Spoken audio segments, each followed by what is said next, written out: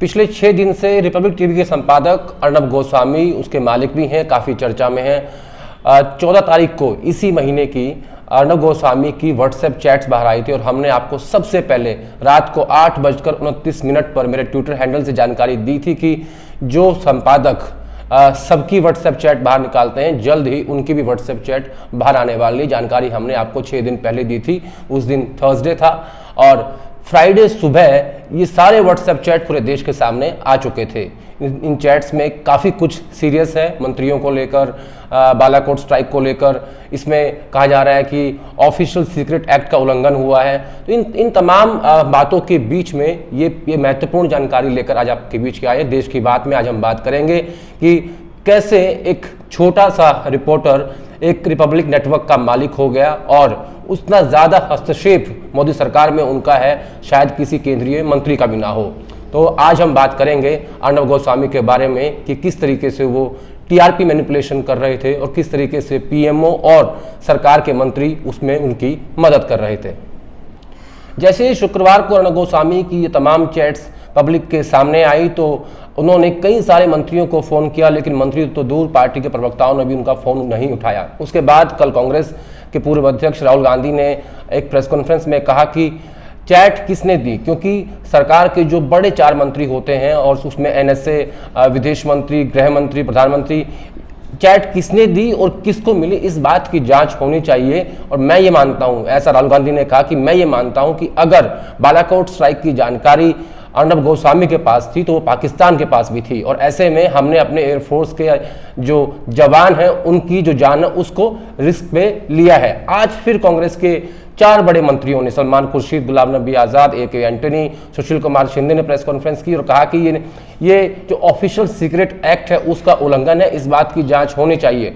और इन चैट्स में ये भी बात सामने आई है कि जब 40 जवान पुलवामा में शहीद हुए तो उन चैट्स में इस बात का जिक्र है कि अब हम चुनाव जीत जाएंगे। तो क्या सवाल ये उठता है कि क्या 2019 का लोकसभा चुनाव मोदी सरकार 40 जवानों की शहादत पर जीती है? तो अपने आप में एक बड़ा सवाल है। इसके अलावा एक केंद्रीय मंत्री के बारे में कहा गया कि ये जो है इनको ऊपर से आशीर्वाद प्राप्त है, शी है ब्लेसिंग्स फ्रॉम द अबव। उसमें जिक्र था स्मृति ईरानी का। हालांकि उन्होंने ये भी कहा कि मेरी दोस्त हैं, लेकिन इस कमेंट को भी एज ए डेरोगेटरी मार्क देखा जा रहा है कि एक महिला के खिलाफ आपत्तिजनक बात है जो उन चैट्स में सामने आई है। इसके अलावा प्रकाश जावड़ेकर को लेकर, जो कि सूचना प्रसारण मंत्री हैं, अर्नब गोस्वामी ने चैट्स में कहा कि वो यूजलेस हैं, वो किसी काम के नहीं हैं।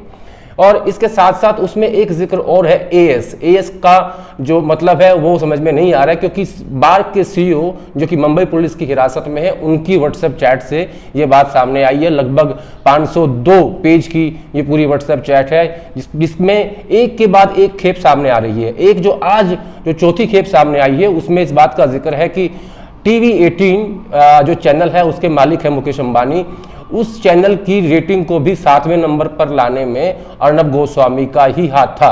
यानी आप सोचिए कि किस तरीके से टीआरपी मैनिपुलेशन की जा रही थी, नंबर 1 रहने के लिए, विज्ञापन लेने के लिए और अपने आप को इंडस्ट्री का बादशाह। और हर बात, जो भी समस्या पार्थो ने जो कि बाग के सीईओ हैं अर्नब को कही, उन्होंने कहा कि आप चिंता ना करिए, मैं पीएमओ और एएस से बात करके इसको सुलझा दूंगा। जानकारों का कहना है कि एएस का मतलब है अमित शाह, यानी अमित शाह के भी काफी नजदीकी अर्नब गोस्वामी इन चैट्स के मुताबिक लग रहे हैं। आज जब प्रेस कॉन्फ्रेंस हुई तो उसमें एक बात और कही सलमान खुर्शीद ने, जो कि पूर्व विदेश मंत्री हैं, कि ये ऑफिशियल सीक्रेट एक्ट का उल्लंघन तो है ही, इसके अलावा उसमें एक बात और है कि बाय द जज, यानी जज को खरीद लीजिए। सलमान खुर्शीद ने कहा कि मैंने ये तो सुना है कि दूल्हे बिकते हैं, लेकिन जज भी बिकते हैं। ये अपने आप में एक आश्चर्यजनक बात है, ये काफी चिंता का विषय है और ये देश के लिए, जुडिशरी के लिए बहुत ही शर्मनाक बात है। अगर ये बात सच हुई तो उस चैट में आरएसपी रविशंकर प्रसाद का जिक्र भी है, जो कि कानून मंत्री हैं, और जज खरीदने की बात हो रही है। तो इसको लेकर सलमान खुर्शीद ने काफी गंभीर सवाल खड़े किए हैं। इसके अलावा जब ये चैट चल रही थी, अरुण जेटली एम्स में भर्ती थे, वो काफी बीमार थे, आईसीयू में थे, उस वक्त की चैट सामने आई। उसमें अर्नब गोस्वामी बोल रहे हैं कि जब अरुण जेटली मरने ही वाले हैं तो अभी तक प्रधानमंत्री को देरी क्यों हो रही है, क्योंकि उनको विदेश जाना था, क्यों नहीं एम्स उनको डिक्लेयर कर देता है। यानी जिस सरकार के सहारे अर्णब गोस्वामी चल रहे थे, उन्हीं को लेकर वो किस तरह की सोच रखते हैं, ये भी इन चैट्स में सामने आया है कि जेटली वो अपने डेथ बेड पे थे, उसके बावजूद भी उन्होंने कहा कि एम्स उनको बचाने में क्यों लगा हुआ है, जल्द से घोषणा कर दें ताकि प्रधानमंत्री अपनी विदेश यात्रा पर जा सकें। तो ऐसी कई सारी महत्वपूर्ण बातें हैं जो इन चैट्स में सामने आई हैं।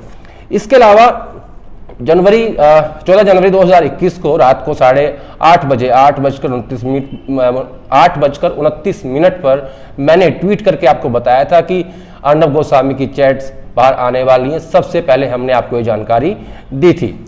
अब सवाल उठता है कि कांग्रेस ने एक और बड़ा आरोप लगाया। पवन खेड़ा ने कहा कि जिस लुटियंस गैंग और खान मार्केट गैंग की चिल्ला कर प्रधानमंत्री जी बात करते हैं, क्या उन्होंने लुटियंस के जो गैंग है उसका editor in chief Arnab Goswami को घोषित कर दिया, क्योंकि उनका इतना ज्यादा इंटरफेरेंस इस वक्त सरकार में दिख रहा है जिस तरीके से ये चैट्स सामने आई हैं। इसके अलावा एक महत्वपूर्ण बात ये कि पुलवामा का जो हमला हमारे जवानों पर हुआ उसमें 40 जवान शहीद हुए, और उस वक्त की चैट्स को आप देखें और समझें तो उसमें ये कहा जा रहा है कि इसके बाद हम ये चुनाव जीत जाएंगे। तो क्या पुलवामा हमले के बाद बालाकोट स्ट्राइक की जानकारी 3 दिन पहले अर्णब गोस्वामी के पास थी, तो क्या ये सिक्योरिटी ऑफिशियल सीक्रेट एक्ट का उल्लंघन नहीं है? सबसे बड़ा सवाल। दूसरा, 3 CCA cabinet committee on security में 4 देश के बड़े मंत्री होते हैं, उनको जानकारी होती है, तो 3 दिन पहले जानकारी अर्णब गोस्वामी तक कैसे पहुंची? ये ऐसे सवाल हैं जिनका जवाब अभी तक किसी के पास नहीं है। कांग्रेस का कहना है कि ये क्रिमिनल एक्ट है, इसमें कार्रवाई होनी चाहिए। जिसने जानकारी दी और जिसे जानकारी मिली उन सब के खिलाफ कानूनी कार्रवाई होनी चाहिए।